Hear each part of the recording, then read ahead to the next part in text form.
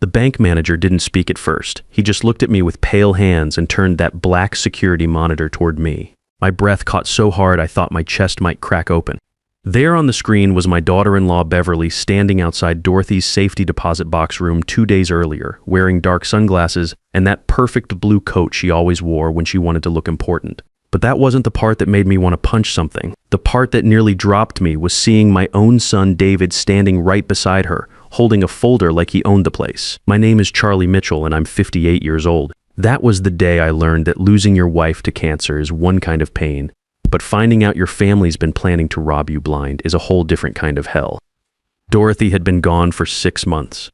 6 months of me rattling around our house like a lost marble, trying to figure out how to live without the woman who'd organized every corner of my life for 32 years. She'd run my garage business books, handled all our legal paperwork, and somehow made sure I never missed a birthday or anniversary. Dorothy believed in being prepared for everything. Hell, she'd even labeled the spice rack in alphabetical order. So when she told me about that safety deposit box before the cancer took her, I figured it was just more of her planning. Charlie, she'd said, if anything happens to me, you go to that box. Everything you need is there. I thought she meant insurance papers, maybe a will, maybe one of those sweet letters she used to leave in my lunchbox. I never imagined it could be dangerous. Mr. Leonard Taylor, the bank manager, cleared his throat and his voice came out all apologetic. Mr. Mitchell, I didn't let them in. Your wife left very specific instructions. No access unless you were present with proper identification after the death certificate was filed. He paused and studied my face. But your son and his wife were pretty upset when I refused. They claimed you were confused about finances and they were helping manage things. Confused, that word hit me like a wrench to the gut. I kept staring at that frozen image on the monitor. Beverly had her hand on David's arm, the way she always did when she wanted to control a situation without looking controlling. Perfect hair, perfect teeth, perfect everything, always calling me Dad in that sweet voice that sounded like she'd practiced it. David looked smaller than I remembered. Even though he was a grown man of 35, he looked nervous, tired, like someone who'd been losing sleep. Who was it? I asked quietly, though I could see them clear as day. Mr. Taylor looked down. Your son and daughter-in-law, sir. For a long minute, I didn't say anything. I just pressed my hands against the desk edge so nobody would see them shake. Around us, the bank hummed with normal life. A printer running, someone laughing across the lobby, a pen tapping against something. It felt wrong that the world could still move like that when mine had just cracked open. I'd still like to open the box, I said. Mr. Taylor nodded, of course. But before we go in, there's something else you should know. They didn't just ask once, they came back twice. That made me look up sharp. Twice, yes, sir. The second time, your daughter-in-law brought documents claiming temporary authority over family property. Our legal desk rejected them. They were incomplete. Possibly altered. Possibly altered. I heard Dorothy's voice in my head, that same steady tone she used when she caught someone trying to sell me something I didn't need. Charlie, slow down. Look closely. The truth always leaves fingerprints. Dorothy had said that plenty of times over our 32 years together, usually when something went missing, or when a neighbor's story didn't add up, or when David told one of his little lies as a kid. Back then, the lies were about broken windows and muddy shoes. Now apparently they were about legal papers and dead women's property. Take me to the box, I said. Walking down that quiet hallway, my boots clicking on polished tile, I felt like I was walking into two places at once. The bank vault ahead of me and the long tunnel of my marriage behind me. Dorothy and I weren't perfect, but we'd built something solid. Through layoffs, medical bills, David's college expenses, and the kind of problems that make you sit at the kitchen table at 2 a.m. wondering how you'll make it work. I'd owned my garage for 25 years, started small, built it up customer by customer. It wasn't fancy, but it fed us, paid David's way through school, and kept a roof over our heads. Dorothy had been my bookkeeper, my voice of reason, my partner in everything that mattered. David used to love that garage. As a little boy, he'd sit on an overturned bucket, asking a million questions while I worked. What's that tool do, Dad? Why's that part black? Can cars hear us? I'd answer every question like it was the most important thing in the world. But somewhere along the way, David changed. Or maybe I just stopped excusing it because love can blind you when it comes to your kids. Mr. Taylor opened the vault room and stepped aside. Rows of metal doors, cold and secretive. He led me to one in the middle, inserted his key, then handed me mine. The one Dorothy had made me keep in my desk drawer for someday, I'd hated that word back then. Now it felt like a punch. My hands shook as I tried to fit the key. Take your time, Mr. Taylor said gently. The lock clicked. He removed the long metal box and placed it on a table in a small private room. Then he closed the door, giving me silence so deep I could hear my own heartbeat. I opened the lid. Inside wasn't what I'd expected. Papers, yes, but not just papers.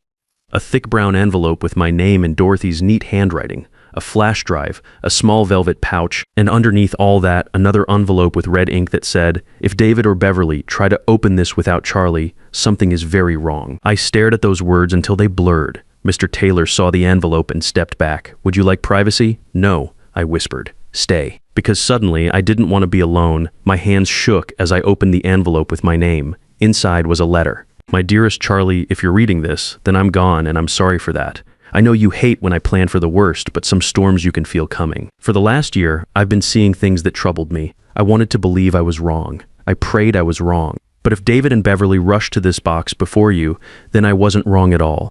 A chill ran up my spine. I kept reading. "There are things about David's finances and Beverly's pressure on him that you don't know. I tried to shield you because I hoped David would come to his senses, but hope isn't the same as truth.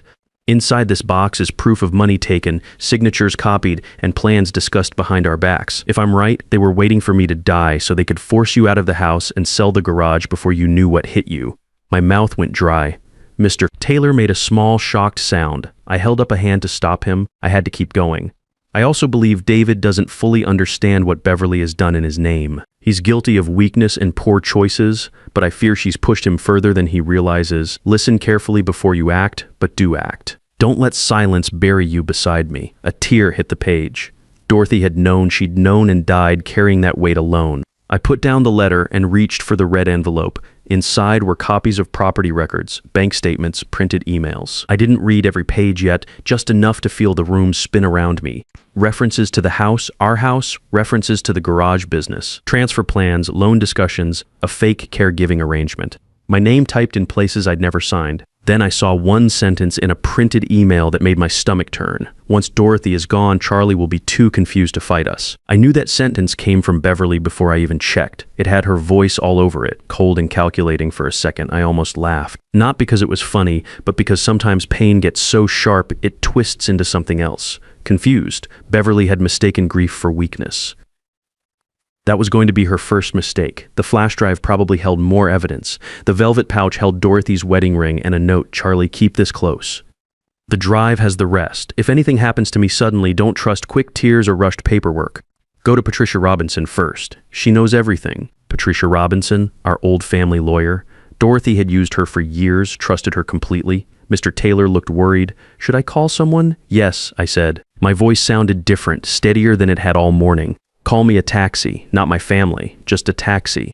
As he stepped out to make the call, I sat alone with Dorothy's letter and that printed betrayal spread across the table. Part of me wanted to drive straight to David's house and wave every page in his face. Part of me wanted to crawl into bed and pretend none of this was real.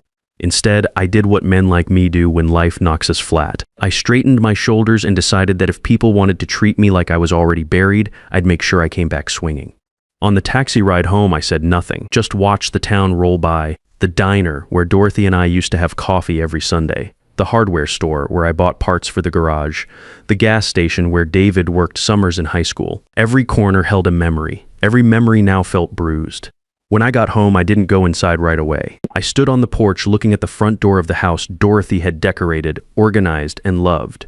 The same house Beverly wanted to steal from under me. No one was taking this house. No one was using my wife's death as a ladder to climb over my back inside. The rooms were too quiet. I made coffee and sat at the kitchen table with just 3 pages from the envelope, enough to make the truth impossible to ignore but not enough to drown in yet. One page showed a draft agreement for the house. One showed a copied version of my signature that looked almost perfect except for the slight tremor in the C that gave it away. One showed that awful email from Beverly. I stared at them until sunset turned the kitchen orange. Then I did what Dorothy's note had told me to do. I called Patricia Robinson. Her secretary said she was with a client, but when I told her it was Charlie Mitchell calling about Dorothy's box, she put me through immediately. "Charlie." Patricia's voice was warm but careful. "I've been waiting for your call. You knew about this. Dorothy came to see me 4 months ago. She was very thorough, very careful.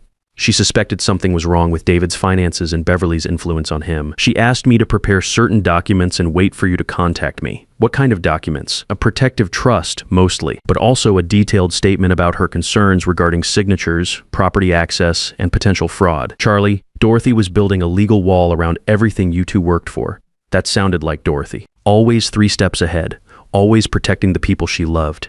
Can you see me tomorrow morning? I was hoping you'd ask. Come early, around 8 a.m. And Charlie, bring everything from the box. Every paper, the flash drive, everything.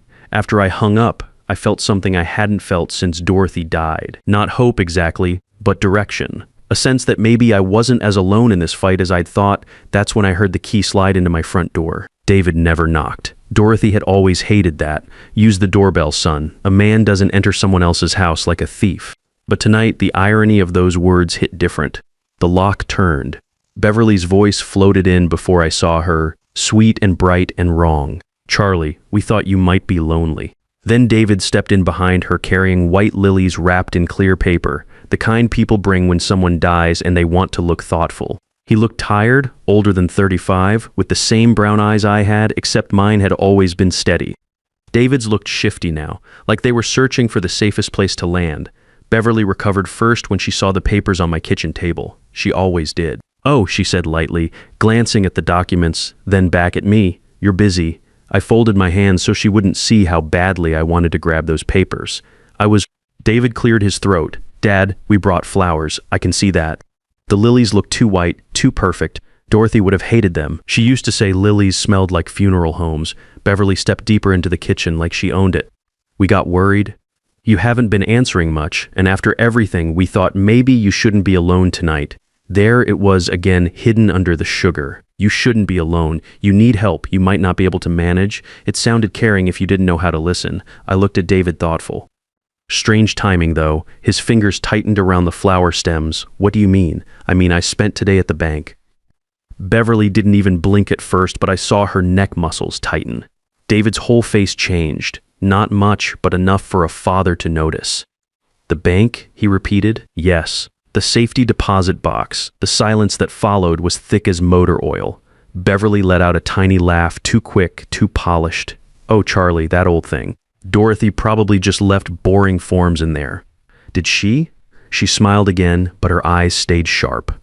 Probably. I picked up the top page from the table, not the worst one, just one of the property drafts, and watched their faces. Funny, because I found something more interesting than forms. David took a step forward. Dad, maybe we should sit down. No, I said. That word landed harder than I expected. David stopped. I'd spent too many years making things easy for him. Easy landings, easy excuses, easy consequences. A father can ruin a grown son that way without meaning to. Dorothy used to tell me, Charlie, stop padding the walls. One day he'll run into the truth and blame everyone else for the bruise. Beverly set her purse on the counter. Charlie, you look upset. Maybe you misunderstood something. I almost smiled. She didn't even know what I'd found, but she was already preparing my confusion for me. I understood enough, I said. David looked trapped. Dad, whatever you saw, I can explain. Good, because I'd love an explanation. His mouth opened, then closed. Beverly stepped in before he could fail. What David means is there may have been paperwork in motion before Dorothy passed. We were trying to help. You were under stress. We thought it would be wise to prepare some things. I looked straight at her. By trying to enter the box before me, that hit. David's head snapped up. Beverly's perfect posture stiffened. They hadn't expected the bank to tell me. Beverly drew a breath. You went through security records? No, the bank manager showed me after I asked who tried to get in. David turned to her. You said they wouldn't tell him that. She turned on him so fast I almost flinched. Then she caught herself and laughed softer. David, please. This is exactly why we didn't want to upset your father. Everything's getting twisted. Your father, not Dad now. A small change, but full of distance. I stood up slowly. My knees ached, but I stood tall anyway. Then let's untwist it. Tell me why you went to that bank. Tell me why you brought legal papers. Tell me why my signature appears on documents I never signed. And then, Beverly, tell me why you wrote that once Dorothy was gone. I'd be too confused to fight you. David made a broken sound. Beverly went still, dangerous, still. For a moment, I thought she might deny it. Instead, she said, you read my email. It was printed in my wife's box. David dropped the flowers. They hit the floor with a soft crackle, one lily bending sideways. He looked at Beverly like he was seeing her for the first time and not liking what he saw. You told me Dad was paranoid. You told me Dorothy only kept copies because she wanted control. Beverly turned to him, voice urgent. David, not now. No, I said. Now is exactly the right time. My heart was pounding so hard I could hear it. Part of me was scared. Part of me felt strangely calm, the kind of calm that comes when fear finally burns long enough to become anger. David dragged both hands over his face. Dad, I didn't know about all of it. There it was. Not innocence, not even honesty yet. Just the beginning. How much did you know? He looked at the floor. We were behind on money. Beverly jumped in. Everyone's behind on money. I ignored her. How far behind? David swallowed. More than I told you, more than I told Dorothy. That didn't surprise me. David had always hidden bad news until it got too big to ignore. When did this start? I asked. A year ago, he said. My consulting work slowed down. Credit cards got high and the mortgage became difficult. Beverly said we had options to protect the family, but Dorothy refused to listen. Protect the family? I repeated. Yes, Beverly said, and now the sweetness dropped away. You and Dorothy were sitting on assets, a paid-off house, the garage business, savings, a safety deposit box full of who knows what. Meanwhile, your son was drowning. Good parents help. Good parents help. That sentence would have made me feel guilty once. Now it made my skin crawl. Dorothy and I had helped David more times than I could count. Small loans, business advice, emergency money when he overspent. Help in our family had become a door that never closed, but this wasn't help. This was hunger wearing family's face. I looked at David again. Did you plan to take my house? No, he said too quickly. Then his eyes darted to Beverly. I saw the truth right there, not in his words, but in the fear behind them. Beverly folded her arms. No one was taking your house. We were restructuring things by forging my signature. Those were draft documents. By telling the bank I was confused. We were trying to avoid delays. I stared at her. Your mother-in-law was barely buried. She gave a cold shrug. Life doesn't pause because people are sentimental. The room tilted for just a second. Some people say cruel things when they're angry. Beverly said cruel things like reading the weather report. David looked horrified. Beverly. But she was beyond caring. She'd lost the mask, and people like that don't rush to pick it up. She pointed at the papers. Let's stop pretending, Charlie. Dorothy never trusted us. She hoarded everything. She kept David tied to guilt for years. And yes, we went to the bank because we knew she'd hidden something that could either save us or destroy us. Her voice sharpened on those last words. Destroy you? I asked. She realized too late she'd said too much. David looked at her. What does that mean? Nothing, she said. It didn't sound like nothing. The fight between them was leaking into the room now. David took a shaky step back from Beverly. What does that mean? She looked at him with open irritation, like his confusion bored her. It means your mother tracked everything. It means she watched us. It means she didn't just mistrust me, David. She was building a case. A case. That word sat heavy in the air. My mind went back to Dorothy's letter. Money taken, signatures copied, plans discussed behind our backs, and that line about David not understanding what Beverly had done in his name. Dorothy hadn't just been protecting me, she'd been protecting David too, from his own wife. I didn't say it yet, I just watched. David took another step back from Beverly. What case?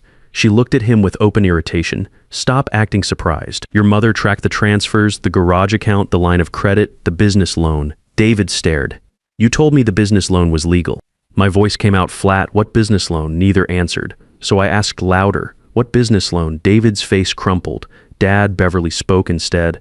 We used the garage property as leverage. I felt something inside me go cold and hard. My garage. The little brick building on Oak Street with the blue sign and the bell over the office door. You had no right, I whispered. It was supposed to be covered before anyone noticed.